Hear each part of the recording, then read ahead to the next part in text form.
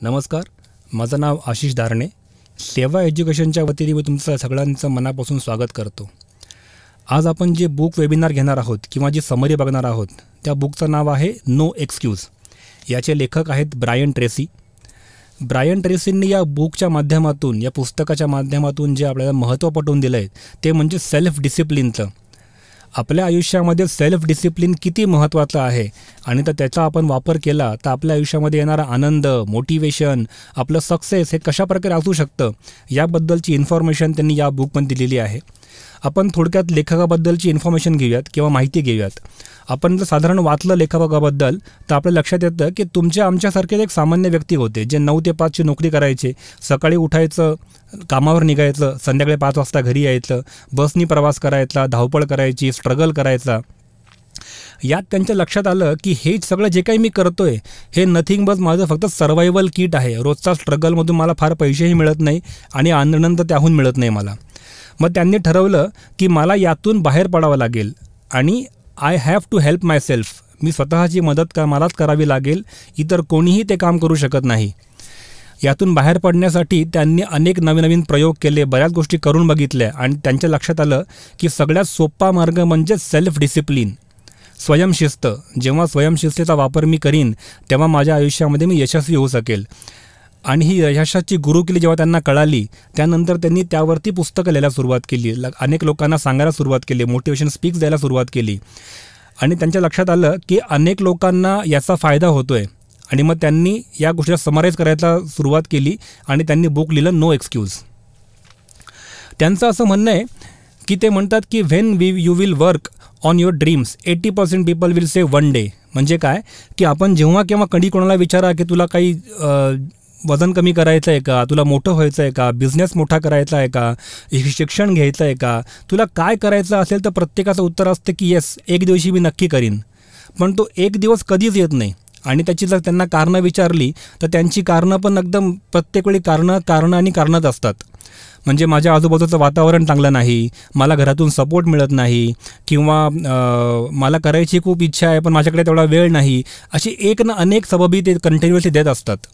आणि जर आपण स्वतःला विचारलं की खरंच हे कारण आहे का आपलं काम न करायचं, तर आपल्या लक्षात येईल की इट इज नथिंग बट की आपला हा आळस आहे आणि आपला कम्फर्ट झोन आहे. आपली कम्फर्ट झोनमधून बाहेर पडायची तयारी नाही, म्हणून आपण आजपर्यंत तो एक दिवस, it will come one day, तो वन डे आपला कधीच येत नाही. तर या बुकमध्ये आपण जर बघितलं प्रामुख्याने हे बुक 3 भागात विभागलेलं आहे. पहिले 7 लेसन्स जे आहेत ते आहेत आपल्या सेल्फ डिसिप्लिन सक्सेस, म्हणजे यश कशा प्रकारे मिळू शकतं यावर आहे. दुसरा पार्ट जो आहे तो आहे बिझनेस, सेल्स आणि फायनान्स. आणि तिसरा पार्ट जो आहे तो आहे क्वालिटी ऑफ लाईफ. मी जेव्हा हे पुस्तक वाचतो तेव्हा प्रत्येक वेळी मला असं वाटतं पर्सनली की हे पुस्तक मागून वाचायला सुरुवात करावी, असं मला वाटतं कायम. आपण पुस्तकाची समरी बघितलं तुमच्या पण लक्षात येईल की हे जर पुस्तक शेवटच्याच लेसनपासून वापरलं किंवा वाचलं तर ते खूप छान समजेल आपल्याला. So let's begin with chapter 1. Chapter 1 is self discipline and success. सक्सेसची डेफिनेशन प्रत्येक व्यक्तीसाठी वेगळी असते. आम्ही आमच्या कोर्समध्ये, सायन्स अँड सक्सेस कोर्समध्ये सगळ्यांना शिकवतो की सक्सेसची एक नॉर्मल डेफिनेशन जर आपण बघितली तर ती अशी असू शकते की माझी इच्छा असलेली किंवा मला हवी असलेली प्रत्येक गोष्ट विकत घ्यायची माझी ॲबिलिटी असावी, मी त्या लेवलपर्यंत पोहोचावं म्हणजे सक्सेस. अदरवाईज सक्सेसचं बघितलं तर प्रत्येक व्यक्ती परत त्याची डेफिनेशन चेंज होते. लेखक याच्यामध्ये सांगतो की पॅरेटो प्रिन्सिपल म्हणजे काय की तुमच्या दिवसभराच्या दैनंदिन जीवनामध्ये, बिझनेसमध्ये, अभ्यासामध्ये, प्रत्येक ठिकाणी तुम्ही अशी कुठली तरी एक गोष्ट असते की ज्यासाठी तुम्ही 20% एफर्ट घेतात आणि तुम्हाला 80% तुम्हाला रिझल्ट मिळतो. आणि आपण ती गोष्ट नक्की कुठली आहे हे आपल्या लक्षातच येत नाही आपल्याला. त्यामुळे आपण नॉर्मली काय करतो की ज्या गोष्टीने आपल्याला रिझल्ट मिळत नाही त्याच्यावरती आपण जास्त काम करतो. जर आपण पूर्णपणे अभ्यास केला की आपली अशी कुठली गोष्ट आहे की ज्यावरती आपण आत्ताच्या कंडिशनला फक्त 20% एफर्ट्स घेतो आहे पण ॲक्च्युअल रिझल्ट आपल्याला 80% मिळतो आहे, मग तो आपल्या दुकानाचा सेल असेल की असं कुठलं प्रोडक्ट असेल की ज्यावरती आपण जर रेग्युलरली काम केलं तर नक्कीच आपल्याला पूर्ण रिझल्ट मिळू शकेल. माझं कंपनीमधलं असं कुठलं प्रोडक्ट आहे की ज्यामधून मला जास्त प्रॉफिट मिळतो, प्रॉफिट मार्जिन जास्त आहे, मोस्ट प्रॉफिटेबल आहे, किंवा अभ्यासामध्ये असेल तर असं कुठला धडा आहे किंवा असं कुठला प्रकार आहे अभ्यासाचा की जो मला पटकन कळतो आणि जास्त लिहिता येतो.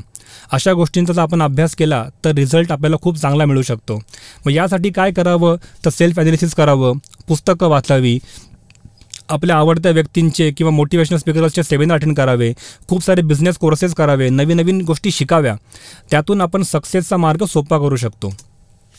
चॅप्टर 2मध्ये सांगतात सेल्फ डिसिप्लिन आणि कॅरेक्टर.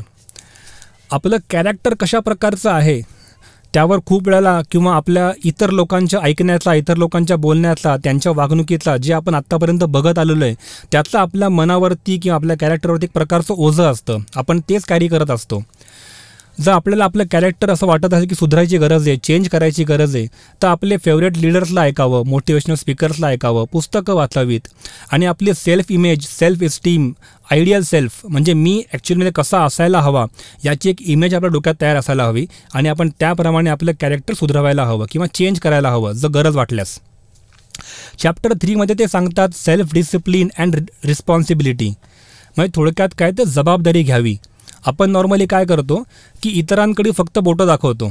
जेव्हा जेव्हा कुठलीही गोष्ट घडत असतील, जर चांगली गोष्ट घडली, रिझल्ट चांगला आला तर आपण म्हणतो की ते मी केलं. पण जर रिझल्ट आपल्याला अपेक्षित नाही आला, अनपेक्षित रिझल्ट आला, तर आपण प्रत्येक वेळी इतरांकडे बोट दाखवतो. मग सिच्युएशनवर बोट दाखवू, नशिबावर बोट दाखवू, देवावर बोट दाखवू, कस्टमरवरती बोट दाखवू, त्यानंतर मेंटॉर्स असतील, स्टाफ असेल, आपले कलिग्स असतील, आपण सगळ्यांकडे बोट दाखवतो की यांच्यामुळे झालं. व्हेरॅज आपण कसं म्हणायला पाहिजे की आय ॲक्सेप्ट फुल रिस्पॉन्सिबिलिटी. मी या गोष्टीची पूर्ण जबाबदारी घेतो. ज्या क्षणाला आपण पूर्ण जबाबदारी घेतो त्या क्षणाला ती गोष्ट रिझॉल्व करायची आपल्याकडे ॲबिलिटी येते. तुम्ही या पुस्तकात जर वाचलं तर तुमच्या लक्षात येईल की जबाबदारी घेणं किती महत्त्वाचं आहे. जबाबदार असणं आणि जबाबदारी घेणं या दोन गोष्टींमध्ये फरक आहे. आपल्याला त्या गोष्टीची जबाबदारी घ्यायची आहे. ॲज सून ॲज तुम्ही जबाबदारी घ्याल तुमच्याकडे असंख्य मार्ग तयार होतील त्या गोष्टीला रिझॉल्व करण्यासाठीचे. चॅप्टर 4मध्ये सांगतात सेल्फ डिसिप्लिन आणि गोल्स. जोपर्यंत आपल्याकडे गोल्स लिहिले नसेल तोपर्यंत ती आपली जर्नी जी आहे ती जर्नी ही व्यर्थ असते. आपल्याला आपले गोल्स स्पष्ट लिहिलेले पाहिजे. आणि गोल्स कसे लिहिलेले असावे तर smart goals, specific, measurable, attainable, relevant आणि टाईम बेस्ड. आपल्याला कुठल्याही प्रकारचे वेग गोल लिहायचे नाही आहे. गोल लिहिताना आपल्याला एक्झॅक्टली काय हवं आहे, कधी हवं आहे, कुठल्या स्वरूपात हवं आहे, किती हवं आहे याची एक्झॅक्ट फिगर आपल्याला असायला हवी. फॉर एक्झाम्पल जर माझी कंपनी असेल तर माझ्या कंपनीची ग्रोथ किंवा माझ्या कंपनीचा टर्नओव्हर 31 डिसेंबर 2024पर्यंत माझ्या कंपनीचा टर्नओव्हर 5.5 कोटी रुपये झालेला असेल. अशा प्रकारे आपण गोल लिहायला हवे आणि त्या गोलवरती रोज काहीतरी ॲक्शन घ्यायला हवी. गोल्स कशा प्रकारे लिहावे, त्या गोल्समध्ये काय काय इन्क्लूड असतं, गोल्स पूर्ण करण्यासाठी 7 स्टेप्स कुठले असतात ते आमच्या कोर्समध्ये आपण खूप डिटेलमध्ये शिकवतो. 3ऱ्या सेशनमध्ये आमच्या सेशनमध्ये आम्ही खूप डिटेलमध्ये शिकवतो की गोल्स कसे असायला हवे, ते कसे लिहायला हवे. मग फॅमिली गोल कुठले, पर्सनल गोल कुठले, बिझनेस गोल कुठले, सोशल गोल कुठले, या सगळ्या गोष्टी डिटेलमध्ये आपण शिकवतो. आणि सगळ्यात महत्त्वाचं असतं की आपण जे काही गोल्स लिहिलेले आहेत त्या प्रत्येक गोलवरती किंवा त्यांच्या प्रायोरिटीनुसार त्या गोलवरती रोज काही ना काही ॲक्शन घेणं गरजेचं आहे. चॅप्टर 5मध्ये ते सांगतात की self discipline and personal excellence. आपल्याला स्वतःमध्ये बदल करून घ्यायचा असेल तर आपल्या स्वतःवरती ॲक्शन घेणं पण तेवढ्याच गरजेचं आहेत. त्या बुकमध्ये ते विचारतात की what is your biggest asset. तुमची सगळ्यात मोठी ॲसेट काय आहे. घर आहे का, गाडी आहे का, इक्विटी आहे का, सोनं आहे का. तर तुमची सगळ्यात मोठी ॲसेट इतर काहीही नसून तुम्ही स्वतः आहात. आणि जर आपण आपली स्वतःची इतकी मोठी ॲसेट असेल तर ती ॲसेट बिल्ड करण्यासाठी आपण एफर्ट्स पण त्या प्रकारचे घ्यायला हवे. आपण तसं करत नाही. ते सांगतात की जर तुम्ही रोज 1 तास वर्कआउट केला तो it is 4% of your complete day. म्हणजे दिवसाचे 4% तुम्ही 1 तासामध्ये दिले तर तुम्ही पूर्णपणे व्यायाम करतात, स्वतःसाठी वेळ देतात, स्वतःसाठी पुस्तकं वाचणे, स्वतःचा दिवस प्लॅन करणे. तर माझी वेळ जर महत्त्वाची असेल तर मला त्या दिवसाला प्लॅन करावं लागेल. कारण की जर मी प्लॅन केला तर तो एक्झिक्युशनला मला सोपा जातो. येईल तसं काम करत गेलो तर माझा दिवस कधीच माझा हवा तसा जाणार नाही. त्यामुळे दिवस प्लॅन करणे, एका वेळी एकाच गोष्टीवरती लक्ष देणे म्हणजे फोकस ऑन वन थिंग. आणि सगळ्यात शेवटी जेव्हा दिवस संपतो तर जी आपली लिस्ट आपण कामांची केली होती की आज मला काय काय करायचं आहे त्या लिस्टप्रमाणे स्वतःचा प्लॅन ॲनालाइज करणे की मी जे काय एक्झिक्युशनला घेतलं होतं ते सगळं एक्झिक्युशन नीट झालं की नाही झालं त्यावरती लक्ष देणे. चॅप्टर 6 सांगतो सेल्फ डिसिप्लिन अँड करेज. आपण खूप वेळा या गोष्टीचा अनुभव घेतला असेल की आपण एखादा डिसिजन घ्यायचा असेल, निर्णय घ्यायचा असेल, तर तो निर्णय आपण घेत नाही कारण की आपल्याला मनात कुठे ना कुठे काही भीती असते. मग ती सेल्फ जनरेटेड भीती असेल, जुन्या अनुभवांमधून येणारी भीती असेल, किंवा इमॅजिनरी फिअर असेल. कदाचित तो फिअर तिथे नसतोच, आपण तो फक्त क्रिएट करतो, इमॅजिन करतो. त्यामुळे त्या गोष्टीबद्दलची भीती असणे, टेन्शन असणे, काळजी वाटणे, अँझायटी वाटणे, पॅनिक वाटणे, या गोष्टीतून आपण जोपर्यंत बाहेर पडत नाही तोपर्यंत निर्णय घ्यायला सोपं होणार नाही. भीती एक बाजूला गरजेची पण आहे, पण एक बाजूला भीती घातक पण आहे. मग आपण भीतीवरती कमांड कशी मिळवू शकतो? त्या भीतीबद्दल, ज्या गोष्टीबद्दल भीती आहे त्या गोष्टीची पूर्णपणे जर आपण इन्फॉर्मेशन कलेक्ट केली की ती काय आहे, कशा प्रकारे आहे, आपण ते काम कशासाठी करायचं आहे, त्याची pros and cons list out केले, हा निर्णय घेतल्यानंतर माझ्या आयुष्यामध्ये किंवा माझ्या बिझनेसमध्ये काय काय बदल घडणार आहेत, त्याचे प्रोज काय आहे, त्याचे कॉन्सिक्वेन्सेस काय आहेत, याची पूर्ण लिस्ट आपण केली. आपल्याला कोण याच्यामध्ये मदत करू शकतं, जर मी कुठे अडकलो तर मला काय लागू शकतं, what will be my plan of action, या सगळ्या गोष्टींची जर आपण प्रॉपर लिस्ट केली तर भीतीवरती मात मिळवायला आपल्याला खूप चांगली मदत होते. आणि याच्यामध्ये ते वाक्य वापरतात की never trust your fear, they don't know your strength. म्हणजे आपल्यामध्ये किती ताकद आहे, किती शक्ती आहे याची कल्पना भीतीला तर काय तर आपल्या स्वतःला पण नाही आहे. खूप वेळेला आपल्यामध्ये नक्की किती ताकद आहे याची आपण कधीच कल्पना केलेली नसते. आपण लक्षात घेतलं असेल की आपल्या आयुष्यामध्ये अशी अनेक क्षण येतात, अशी अनेक कामं असतात की जी आपण कामं करत असताना आपल्याला वाटत पण नाही हे काम आपण करू शकू. म्हणजे थोडक्यात काय की आपल्या स्ट्रेंथपेक्षा किंवा आपल्या इमॅजिनेशनपेक्षा आपण एक्स्ट्रा काहीतरी करून जातो, कारण की ती स्ट्रेंथ आपल्यापैकी प्रत्येकामध्ये असते, ती फक्त ओळखायची असते. ती आपली स्ट्रेंथ ओळखा आणि आपल्या फिअरवरती मात करा. चॅप्टर 7मध्ये ते सांगतात की सेल्फ डिसिप्लिन आणि परसिस्टन्स. परसिस्टन्स म्हणजे एखादं काम सतत करत राहणे, सातत्य असणे. सातत्य म्हणजे परसिस्टन्स. स्वतःला आपल्याला कायम सांगायचे की I am unstoppable, I will never give up. एखादी गोष्ट करत असताना कदाचित सुरुवातीला काही फेलियर्स येतात, काही गोष्टी आपल्या जशा ठरवल्या होत्या त्याप्रमाणे जात नाहीत. त्यावेळेला स्वतःला सतत सांगणं गरजेचं आहे की I am unstoppable, I will never give up. यासाठी कधी मोटिवेशन हवं असेल की आय विल नेवर स्टॉप, तर कसं असतं तर कधी पण तुम्ही इलॉन मस्क यांचा इंटरव्ह्यू बघा. त्यांचे 2-3 इंटरव्ह्यू तुम्ही जर बघितले तर तुमच्या लक्षात येईल की त्या व्यक्तीने त्याच्या आयुष्यामध्ये किती वेगळ्या प्रकारचे फेलियर्स बघितले, खूप लोकांची आलोचना बघितली, खूप लोकांनी त्यावर टीका केली, पण त्यांनी कधीच गिव्हअप नाही केलं. अशा प्रकारे आपणही रिझल्ट प्रोड्यूस करू शकतो. आपल्यामध्येही ती स्ट्रेंथ आहे. आपण मागच्या चॅप्टरमध्ये बघितलं, पण प्रत्येकामध्ये अनन्यसाधारण ताकद आहे. ती ताकदला आपण वापरली तर आपण कुठल्याही गोष्टीवरती मात करू शकतो. सातत्य टिकवून ठेवायचं आहे, कधीच आपण थांबायचं नाही. Never give up. आपल्या कुठल्याही विचाराची निगेटिव्हिटीने कधी आपल्याला ड्रॅग नाही केलं पाहिजे. आपले मला जमेल का, माझ्याकडनं होईल का, मागच्या वेळी मी केलं होतं तेव्हा पण मी फेल झालो होतो, अशा कुठल्याही प्रकारच्या निगेटिव्हिटीमध्ये न अडकता स्वतःला त्याच्यावरती मात करायची आहे. इथे आपला पार्ट 1 संपतो पुस्तकाचा. या पुस्तकाचं रेकॉर्डिंग जे आपण केलेलं आहे तो आमचा एक कोर्स आहे सायन्स अँड सक्सेस. त्याच्या विद्यार्थ्यांसाठी जे पार्टिसिपंट आहेत त्या पार्टिसिपंटसाठी या बुकची रेकॉर्डिंग चालू आहे. Part 2 chapter 8. चॅप्टरमध्ये ते सांगतात की सेल्फ डिसिप्लिन अँड वर्क. एक साधारण लॉ आहे, तो पुस्तकात मेन्शन केला आहे. The law of 3 states that 3 task in your job are responsible for around 90% of a productive result in your work. जे मगाशी आपण 80-20चं प्रिन्सिपल बघितलं. तुमच्या दिवसभराच्या कामातले अशी काही विशिष्ट कामं असतात की तीच कामं तुमच्या टोटल टर्नओव्हरच्या 90% इफेक्ट तुम्हाला देत असते. पण जसं आपण मगाशी बघितलं की ती कामं नक्की कुठली आहेत याची आपल्याला कल्पनाच नसते, कारण आपण कधी त्यावरती अभ्यासच नाही केला. त्यावर कधी पण ॲनालिसिस करा, आपल्या टीमला घेऊन बसा की अशी कुठली कामं आहेत की जास्त आपल्याला प्रॉफिट जास्त मिळतो, की त्यातून आपल्याला रिझल्ट चांगले जनरेट होतात.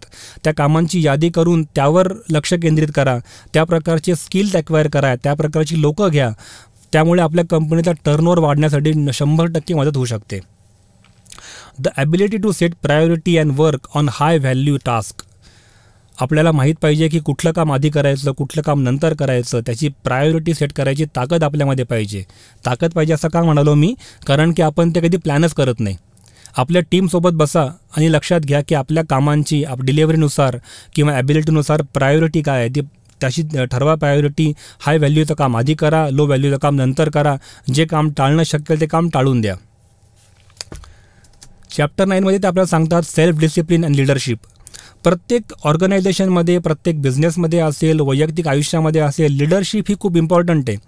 आणि लिडरशिपच्या काही विशिष्ट क्वालिटीज आहेत. त्यांनी सांगितलेल्या क्वालिटीजपैकी काही क्वालिटी लिस्ट डाऊन करून मी इथे मेन्शन केल्या आहेत.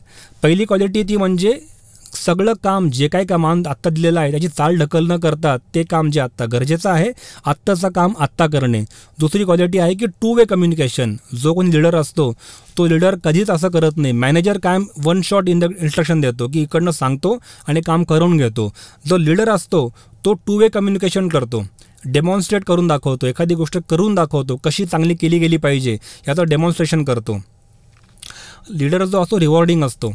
प्रत्येक लीडरला एक गोष्ट लक्षात ठेवायला हवी की आपली टीम आपल्यापेक्षा जास्त इम्पॉर्टंट आहे आणि त्या टीममधल्या चांगल्या लोकांना रेकग्नाईज करणं गरजेचं आहे. दुसरी क्वालिटी असते टीमवर्क. आपण एकत्र मिळून जर काम केलं तर रिझल्ट खूप मोठा होऊ शकतो, यावर प्रत्येक लीडरचा विश्वास असतो. त्यानंतर असतो सेल्फ अवेअरनेस. त्यानंतर असतं ग्रॅटिट्यूड. सेल्फ अवेअरनेस म्हणजे स्वतःबद्दल जागरूकता असणे, स्वतःबद्दल अवेअर असणे. मी काय करतो आहे, कुठे वागतो आहे, कशा प्रकारचं बोलतो आहे, माझ्या टीमवर त्याचा काही असर पडेल का याचा विचार करून वागणे. ग्रॅटिट्यूड म्हणजे कृतज्ञता. आपली टीम आपल्यासोबत आहे, आपली कंपनी आपल्याला काम देते आहे, आपली टीम खूप चांगल्या प्रकारे काम करते, त्यामुळे हा सगळा टास्क चांगल्या प्रकारे पार पडतो याची जाणीव असून तशी ती त्याबद्दल कृतज्ञता व्यक्त करणे. मोटिवेशन देणे, टीमला सतत मोटिवेट करत राहणे, टीमला स्वतःच्या ॲक्शनमधून इन्स्पायर करत राहणे, स्वतःच्या वागण्यातून इन्स्पायर करत राहणे. टीममधल्या प्रत्येक मेंबरला रिस्पेक्ट देणे. तो टीम मेंबर छोट्यातला छोटा असेल किंवा मोठ्यातला मोठा असेल, मॅनेजर असेल किंवा स्वीपर असेल, प्रत्येकाला रिस्पेक्टची आवश्यकता असते, गरज असते. आणि सगळ्यात शेवटचा म्हणजे इंटॅग्रिटी. इंटॅग्रिटी म्हणजे दिलेला शब्द जसाच्या तसा पाळणे. आपल्या टीम संदर्भात असेल, कामासंदर्भात असेल, हायर मॅनेजमेंटचा असेल किंवा लोअर मॅनेजमेंटचा असेल, कुठल्याही प्रकारचा शब्द जेव्हा लीडर देतो तो जसा दिला तसाच्या तसा तो शब्द पाळतो. That is integrity. चॅप्टर 10मध्ये ते सांगतात सेल्फ डिसिप्लिन अँड बिझनेस. जेव्हा आपण व्यावसायिक आहोत, बिझनेस करत आहोत, तेव्हा आपण आपल्या कॉम्पिटिशनचा सतत विचार केला पाहिजे की माझा कॉम्पिटिटर नक्की कुठल्या प्रकारची स्ट्रॅटेजी वापरतो आहे, तो कुठल्या प्रकारचा अभ्यास करतो आहे. स्ट्रॅटेजी कुठली करतो आहे याचा अर्थ हे नाही की आपल्याला कोणाचा कॉपी करायचं आहे. त्याची जी काय स्ट्रॅटेजी असेल त्या स्ट्रॅटेजीचा अभ्यास करून आपल्यामध्ये स्ट्रॅटेजीत काय कमी पडतं याचा अभ्यास करणे आणि तसं इम्प्लिमेंटेशन करणे हे गरजेचं असतं, रादर दॅन कंपॅरिझनमध्ये जाणे किंवा कॉम्पिटिशनमध्ये जाणे. इतर लोक जे काय करत असतील त्यापेक्षा आपण बेटर काय करू शकतो, सोप्या प्रकारे कसं करू शकतो ज्याने आपली ग्रोथ चांगली असेल. आणि सगळ्यात शेवटचं म्हणजे USP, युनिक सेलिंग प्रपोजिशन. कुठल्याही कस्टमरने तुमच्याकडे का यावं, तुमच्याकडून एखादी वस्तू का विकत घ्यावी याचं एक किंवा दोन स्पेसिफिक कारण आपल्याकडे तयार पाहिजे. त्याला म्हणतात USP, युनिक सेलिंग प्रपोजिशन. तुमच्याकडे असं काय युनिक आहे की ज्यासाठी कोणी तुमच्याकडनं माल विकत घ्यावा किंवा तुमच्याकडनं सर्व्हिस घ्यावी. आपल्या कंपनीचे, आपल्या प्रोडक्टचे, आपल्या सर्व्हिसचे USP आपल्याकडे रिटर्न पाहिजे. आणि नॉर्मली USP एक किंवा दोनच असतात. देर कॅनॉट बी लिस्ट ऑफ USPज. एक किंवा दोन USP प्रॉपर असायला हव्या की का तुमच्याकडून तुमची सर्व्हिस घ्यावी. Chapter 11 is self discipline and sales. प्रत्येक कंपनीचा सेल हा खूप महत्त्वाचा असतो. सेल्स म्हणजे काय, मार्केटिंग म्हणजे काय याच्याबद्दल डिटेल इन्फॉर्मेशन आम्ही आमच्या कोर्समध्ये शिकवतो. ती दुसऱ्या सेशनला त्याच्यावर डिटेलमध्ये एक प्रॉपर अभ्यास केला गेला जातो. सेल्स म्हणजे काय आणि मार्केटिंग म्हणजे काय. थोडक्यात आपण समजून घ्या. सेल्स म्हणजे ट्रान्झॅक्शन. एखादी वस्तू विकल्यानंतरून जेव्हा अकाउंटला पैसे जमा होतात त्यालाच आपण सेल म्हणता येतं. आपल्या कंपनीचा सेल्स हा वृद्धिंगत म्हणजे वाढत राहायला पाहिजे.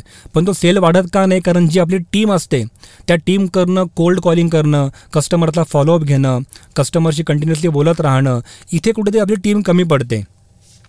कारण की त्यांना रिजेक्शनची भीती असते. जेव्हा जेव्हा मी कॉल करेल तेव्हा मग समोरचा कस्टमर नाही सांगतो, कधी कधी फोन उचलत नाही, कधी फोन बिझी असतो, कधी फोन कट करतो. अशा अनेक प्रकारचे रिजेक्शन्स आपल्या टीमला येत असतात आणि टीमला ते रिजेक्शन्स कायम ते पर्सनली घेतात की सर मी फोन करते आणि माझी टीम, ते समोरचा व्यक्ती माझा फोनच उचलत नाही.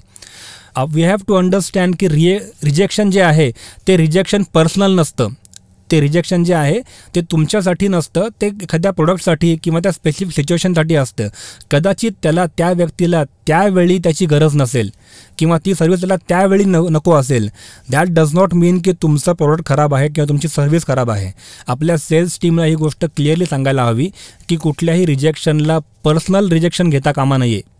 हे रिजेक्शन फक्त त्या सिच्युएशनपुरती किंवा त्या प्रॉडक्टपुरती असेल. लोकांना फक्त विकणे सोडा, स्टॉप सेलिंग, स्टार्ट हेल्पिंग. समोरच्या कस्टमरची काय नीड आहे, तुमचं प्रोडक्ट त्यांनी घेतल्यानंतरून त्यांचा कसा फायदा होऊ शकतो, जेव्हा तुम्ही ही गोष्ट बोलायला सुरुवात कराल तेव्हा तुमचा सेल 100% वाढतो. आपण नॉर्मली काय करतो की माझी कंपनी किती छान आहे, माझा प्रोडक्ट किती छान आहे, आम्ही किती छान सर्व्हिस देतो, आमची आफ्टर सेल सर्व्हिस किती भारी आहे, यावर आपण आपला खूप जास्त वेळ खर्च करतो. त्यामुळे आपला सेल होत नाही. आपण ओव्हर सेलिंग करायला जातो, आपण ओव्हर एस्टिमेट करायला जातो. सो आपण समोरच्या कस्टमरला सांगणं गरजेचं आहे की ती गोष्ट घेतल्यानंतरून त्यांचा कसा फायदा होणार आहे. चॅप्टर 12 सेल्फ डिसिप्लिन आणि मनी. पैसे आपल्या आयुष्यातल्या प्रत्येकातला अविभाज्य भाग आहे आणि तेवढाच गरजेचा आहे. पण आपण बघितलं असेल की आपण पैसे बऱ्यापैकी कमवतो, पण जेव्हा वेळ येते तेव्हा आपल्याला खूप वेळेला पैसे कमी पडतात. आणि आपण त्याचा ॲनालिसिस जर केला तर आपल्या लक्षात येईल, आपण आपले इन्कम एक्सपेन्स मेन्शन केले, लिहायला सुरुवात केली तर आपल्याला कळेल की आपले भरपूर सारे पैसे जिथे गरज नाही अशा ठिकाणी खर्च होतात. म्हणजे फॉर एक्झाम्पल शोकपाणी करणे किंवा सतत फिरायला जाणे, हॉटेलिंग करणे, या गोष्टी करणं चुकीचं नाही आहे. पण त्याचं प्रमाण जर जास्त असेल, त्याचं जर बजेट तयार नसेल आणि ते आउट ऑफ बजेट जात असेल तर आपल्याला किती जरी पैसा कमवला तरी तो पैसा कमी पडायला लागतो. आणि दुसरा त्याचा अर्थ असा असतो की आपण आपल्या पैशाची इन्व्हेस्टमेंट प्लॅन करत नाही. जे काही आपण पैसे कमवतो आपण सगळ्यात पहिले त्याचे बिलं पे करणे, मग खर्च करणे, मजा करणे, या सगळ्या गोष्टींसाठी करतो. चुकून माकून पैसे उरले तर ते इन्व्हेस्ट करतो. व्हेअरॅज हा मार्ग उलटा असायला हवा. आपण आधी पैसे इन्व्हेस्ट करायला हवे आणि इन्व्हेस्ट केल्यानंतर जे पैसे उरतील त्यावर आपले खर्च भागवायला पाहिजे. Chapter 13 self discipline and time management. Time manage करणे प्रत्येक व्यक्तीसाठी खूप गरजेचं आहे.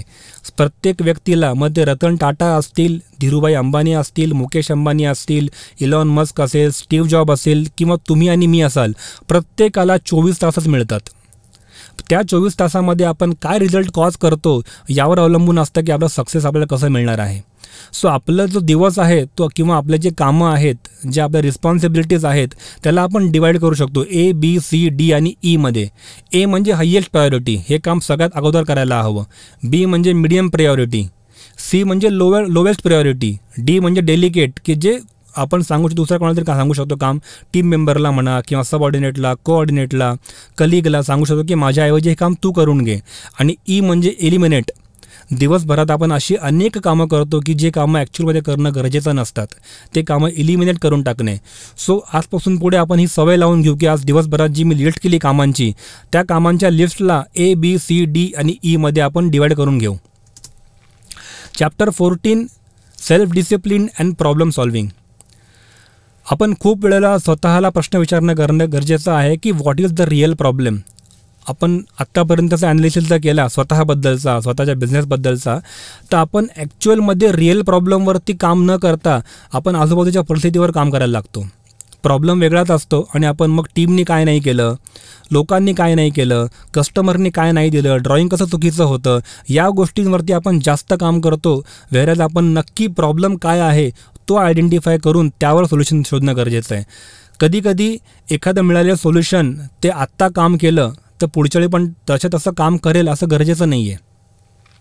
त्यामुळे रूट कॉजमध्ये जाणे, रूट कॉज ॲनालिसिस करणे, आत्ता जे सोल्युशन दिलं ते सोल्युशन कुठेतरी मेन्शन करून ठेवले, लिहून ठेवणे, आणि जेव्हा नेक्स्ट टाईम असा प्रॉब्लेम येईल तेव्हा ते सोल्युशन त्या प्रकारे तिथे वापरता येऊ शकतं किंवा थोडंफार मॉडिफाय करून ते वापरता येऊ शकतं आणि प्रत्येकजण रिझल्ट कॉज करू शकतो.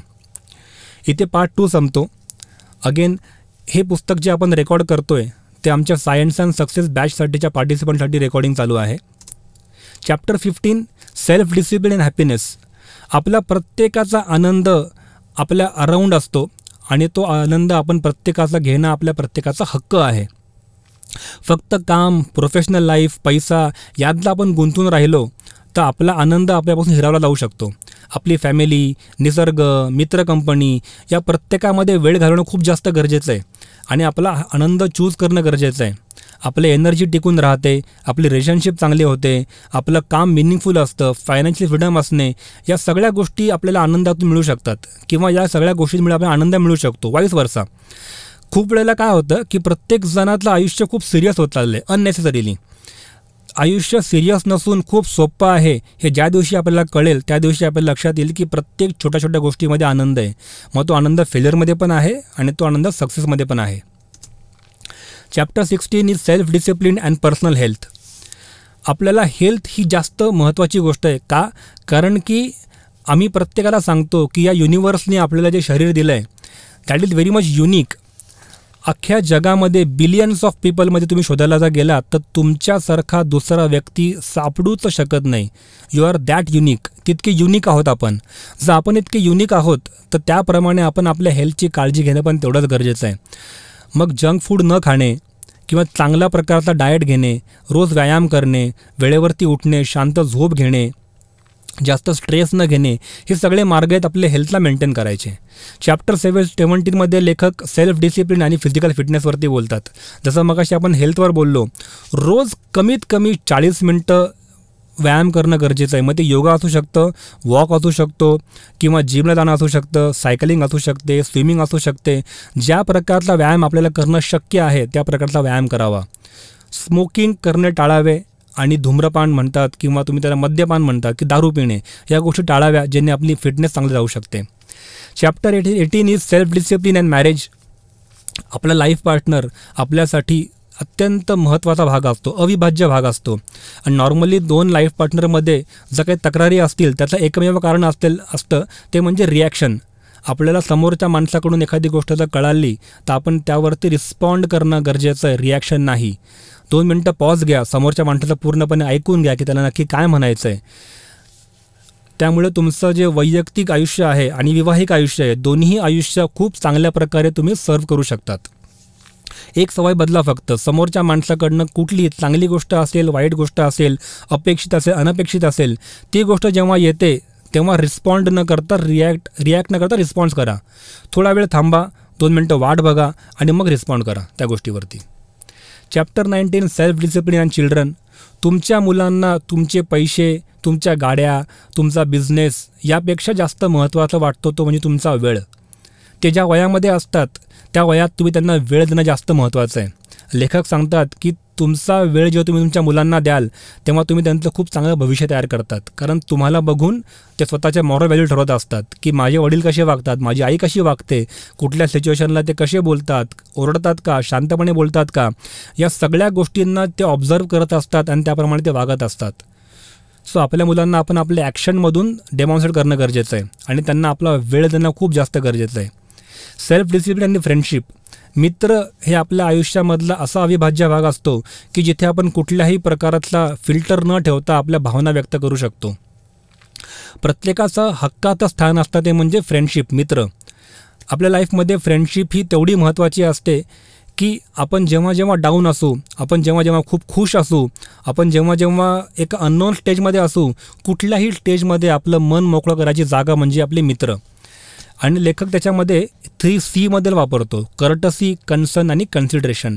हे 3 C जेव्हा आपण आपल्या मैत्रीमध्ये ठेवतो, इतरांना कन्सिडर करणे, त्यांच्याबद्दल कन्सर्न ठेवणे किंवा त्यांच्याबद्दल कर्टसी ठेवणे, या गोष्टी आपण जेव्हा ठेवतो तेव्हा आपली फ्रेंडशिप ही लॉंग टर्म असते. आणि शेवटचा चॅप्टर येतो म्हणजे self discipline, inner peace of mind. जेव्हा आपल्या मेंदूमध्ये आपल्या आत्मिक शांतता असते तेव्हा बाहेरचं आयुष्य खूप सुखाचं असतं. प्रत्येक वेळी मीच बरोबर आहे, मी म्हणतो तसंच खरं असतं, यापेक्षा अडकण्यापेक्षा कधीतरी स्वतः दुसऱ्याचं ऐकून बघा. जे व्यक्ती म्हणतात की मला राग येतो त्यांनी स्वतःला प्रश्न विचारावा की राग येतो की मी चिडचिड करतो. राग येणं ही एक फक्त भावना आहे, एक इमोशन आहे. त्या इमोशनला आपण किती पॉवर देतो यावर डिपेंड करतं की आपलं वागणूक कशी आहे समोरच्या माणसावरती. जेव्हा जेव्हा एखादी गोष्ट आपल्या आयुष्यात घडते, keep a habit of saying move on, leave the things. प्रत्येक वेळी यांनी का बरं असं केलं, मलाच का असं म्हटलं, माझ्यासाठीच असं का केलं. फॉरगिव्ह करा, लोकांना माफ करा आणि पुढे जा. याच्यामधून तुमचा इनर पीस यात लपलेला आहे. जेवढे तुम्ही आतून शांत असाल तेवढा मोठा तुम्ही रिझल्ट कॉज करू शकतात. जी माणसं आतून शांत असतात, मी आतून शांत आहे की नाही हे जर ओळखायचं असेल तर स्वतःला विचारा, मला शांत झोप लागते का. ज्या व्यक्तीला पलंगावर पडल्या इमिजिएटली शांत झोप लागते त्याने समजून घ्या की मला इनर पीस आहे. आणि ज्यांना झोपेचा प्रॉब्लेम आहे त्यांच्यासाठी इनर पीस नाही. सो आत्मपरीक्षण करा, स्वतःला विचारा की असं काय आहे की ज्यामुळे माझा इनर पीस नाही आहे. त्यावर काम करा, definitely you will get inner peace. असे 21 चॅप्टरमध्ये आपण बघितलं तर हे बुक डिवाईड केलेलं आहे. आणि जसं मी सुरुवातीला म्हणालो की मला असं कायम वाटतं की पुस्तक शेवटच्या चॅप्टरपासून वाचावं, कारण की इनर पीस जर असेल तर आपण सगळ्या गोष्टी त्याप्रकारे आपण काम करू शकतो. माझ्यासाठी इनर पीस ही प्रायोरिटी आहे. त्यामुळे मी असं काय म्हणतो की इथून सुरुवात केली जर आपण आपल्या आयुष्याची इनर पीसनी, फॉरगिव्हनेसनी असेल, ग्रॅटिट्यूडनी असेल, सगळ्या गोष्टी ॲक्सेप्ट करण्याने असेल, रिस्पॉन्सिबिलिटी घेणारी असेल, समोरच्याचं ऐकून घेण्याने असेल, कुठल्याही का मार्गाने होईना इनर पीस गरजेचं आहे. इनर पीस आला की डिसिजन्स खूप बोल्ड होतात, खूप चांगले होतात. Thank you very much. सेवा एज्युकेशनच्या वतीने आमचा हा जो कोर्स आहे सायन्स अँड सक्सेस, याबद्दलची इन्फॉर्मेशन हवी असेल तर तुम्ही आम्हाला कॉन्टॅक्ट करू शकतात, आमच्या वेबसाईटला व्हिजिट करू शकतात. चॅनलला लाईक करा, सबस्क्राईब करा. फॉर मोर इन्फॉर्मेशन या नंबर्सला कॉल करा, आमच्या वेबसाईटला व्हिजिट करा, तुम्ही आम्हाला ईमेल करू शकतात किंवा प्रत्यक्ष आमच्या ऑफिसला भेट देऊ शकतात. Thank you very much. मी आशिष धारणे पुन्हा एकदा तुमचं मनापासून स्वागत करतो सेवा एज्युकेशन हबमध्ये. थँक्यू.